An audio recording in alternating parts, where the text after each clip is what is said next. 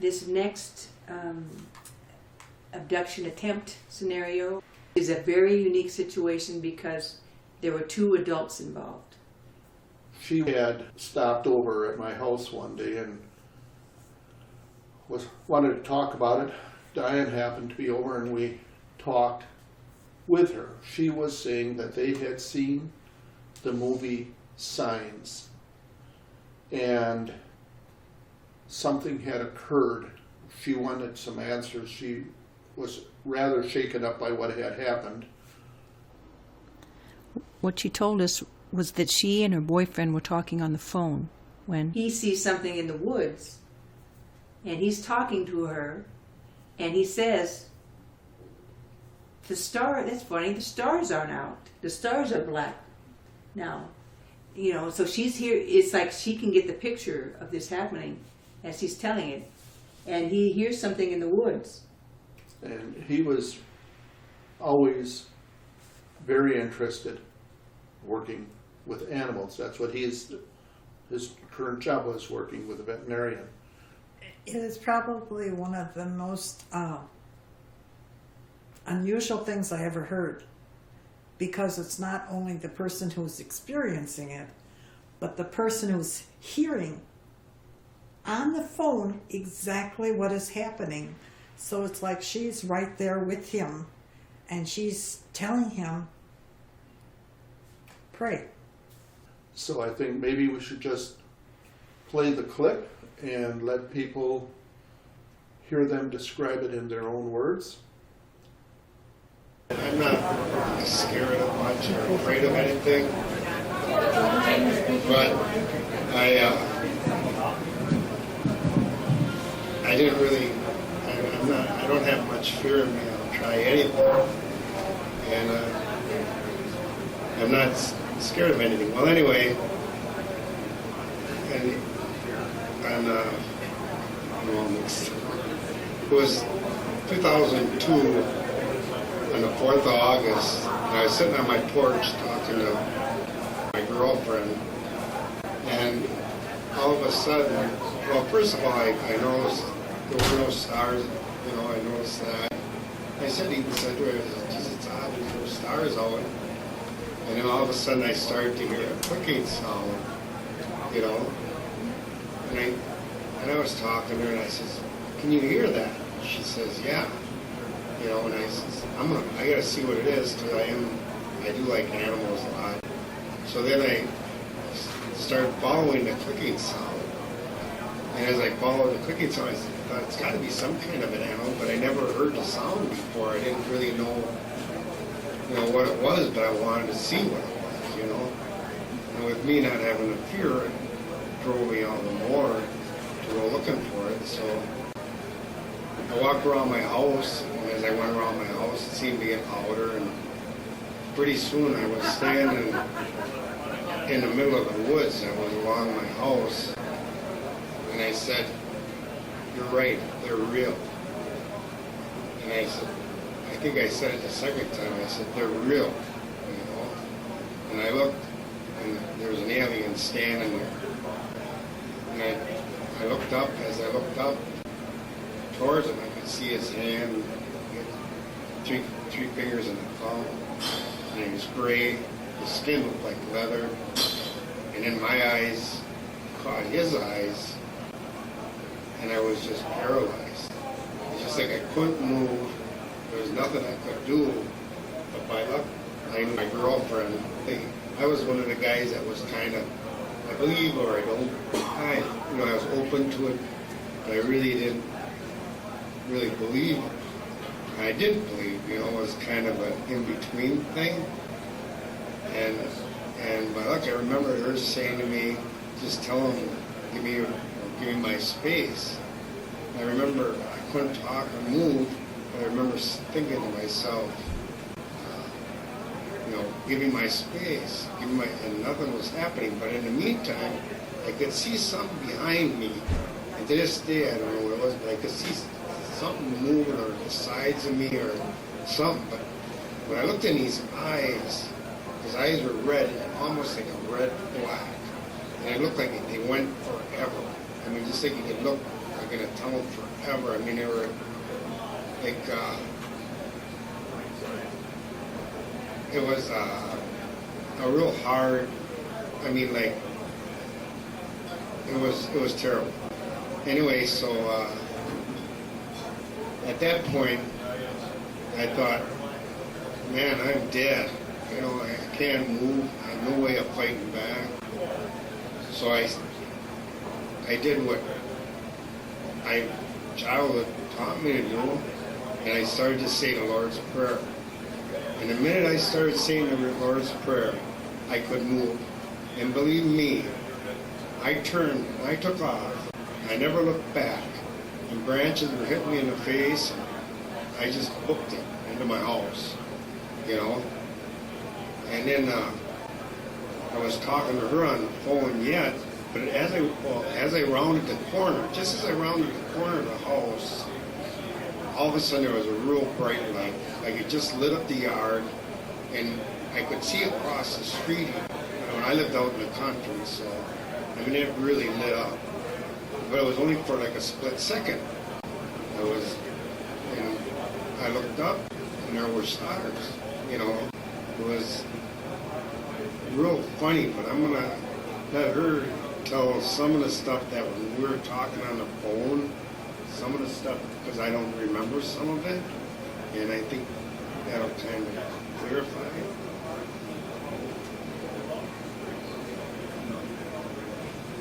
Hello.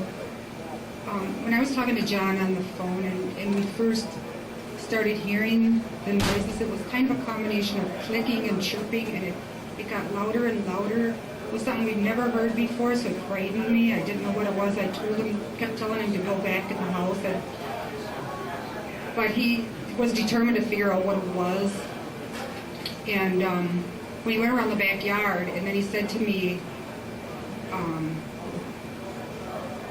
Shelley, this is really weird. And I said, what's weird? Oh, I see him. It's got red eyes. It's really weird. And then suddenly he just said, Shelley, they're real. Tell me what to say. I forgot what you told me to say. And as soon as he said, they're real, I just froze. I just knew what he was encountering. And my first instinct was to just slam the phone down and distance myself from it because I was so frightened. But I knew by doing that, he was alone, and there was no one to help him. I couldn't dial 911 and send him over. So I stayed on the phone, and I told him to tell them to leave his space and to draw the light of God to him, which he tried to do. But as he was trying to talk, his voice, they had him frozen, and his voice wouldn't come out. It's like when you're trying to yell and you just can't. And when he did finally speak to them, it was like slow motion. And then it cut off. There was no noise. I didn't hear anything. For a few minutes after that, I was just yelling, calling into the phone, John, what's going on? And then for several minutes, I heard nothing, which really frightened me because I didn't know what was going on. Then suddenly he came back on the phone. This was after he said the Lord's Prayer and they released him. He was running out of the woods. He said, I can move, I'm getting out of here. I'm heading out of the woods. He's on the phone talking to me. And I said, get in the house, just get in the house. But he didn't go, he got out of the woods. I remember him saying, I'm out of the woods, and I'm in the front yard. And then we continued to talk. But he did you go in the house or did you just stay outside? Went in the house for a little bit because he was very upset. And then we continued to talk. He came back outside and he said there were stars. The stars were back, and we both noticed that there was just dead silence. He lives right next to the woods. There were no night noises, no crickets chirping, no frogs. There's always night noises out there of the critters in the woods. There was nothing. It was just total silence. And so then I was really scared, so I went the next day and talked to the Lightside people about it. He wants to tell you something else. Well, then, after this happened, I didn't want to talk about it. I didn't want to even mention it. I didn't want to think about it. I told her I didn't want to talk about it. I didn't want to think about it. I just didn't want nothing to do with it. And then it's like she wouldn't come over to my house. It was about 2 weeks later, she decided to come over to my house. And it was during the day at this time, and we were, talking. And it was one of the first times after it happened that I was willing to talk about it. And we were talking about it, and it was just starting to get dark, and she didn't want to be there after dark. So, and I had a picture that I had drawn, and I showed her the picture of it, and she said, and that was about it. We were just discussing it, and it was starting to get dark. So then we decided to go to her house because she didn't want to be there after dark, because she was scared. And I mean, I never felt fear like that in my life, and I still don't like talking about it. I'll be honest.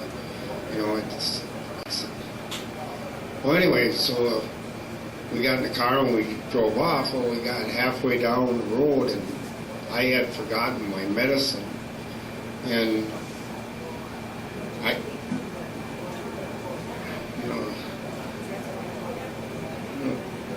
so then I remember us coming back, and when I was coming back, we got into my house, and we went into the house, and there was 2 messages on the machine.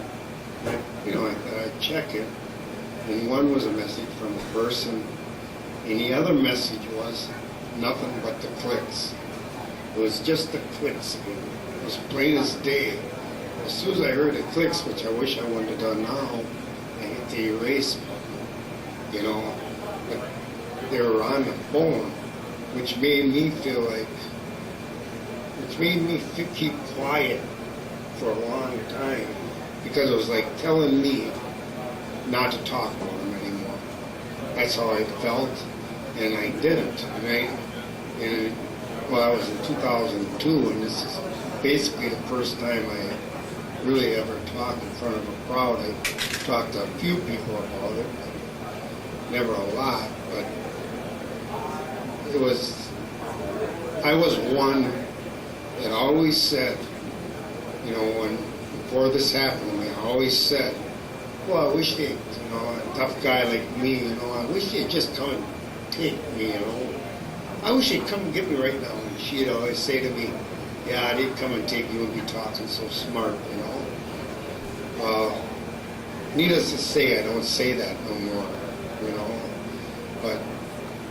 and then, since then, the picture, I don't know, I moved to Green Bay, but I knew where the picture was, and for some reason that day I decided I was going to look at it again.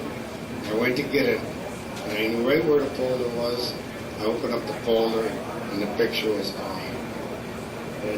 But it doesn't really, the picture doesn't really matter because I have it burnt in my brain. I mean, I'd have no trouble drawing it again. But that's the only experience I've ever had, and I pray I never have another one. I don't want another one. And I hope there are no signs or nothing that occurs because of this, but I do know that God will get me out of it. And I guess that's all I have to say. When we were leaving John's house and we heard the clicking on the message on the machine, I was just ready to open the door to leave, and we both heard it at the same time, and I just froze, and so did he. And then he stopped it, and he played it again, and then he quickly erased it, and we got out of there fast. And we were going down the road, and that's when he remembered he'd forgotten his pills, and it was getting pretty dark by now, and I was scared. I just wanted to get back to Appleton and as far away from there as we could. We had to go. He kept saying, why don't you turn around? Why don't you turn around? I got to go back. And I'm thinking, how am I going to get out of this? No way am I going back there. I was going to have him let me out of the car under a street light, just stay there, and then he'd go back and get the pills and pick me up, but I didn't want to be left all alone, so I went back, and I stayed in the car. He went back in the house and got the pills, but I kept the car reversed in case I heard any little noise. I was getting out of there.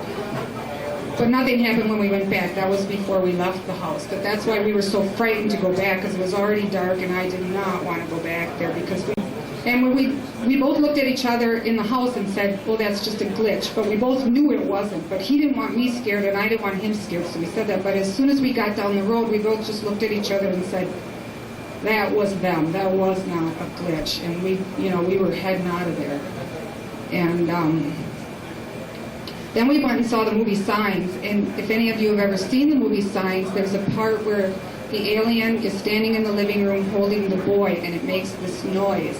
And the noise that alien makes is very, very close to what we heard. It's about as close as you can come without being, it's not exact, but it's very, very close to what we heard.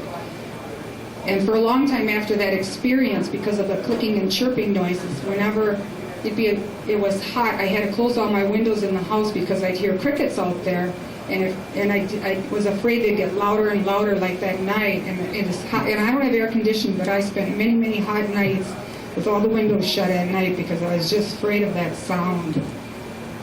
And but this guy is one that always said, I wish they'd land in my backyard. I'd just hop on board and I'd say to him, no, you don't.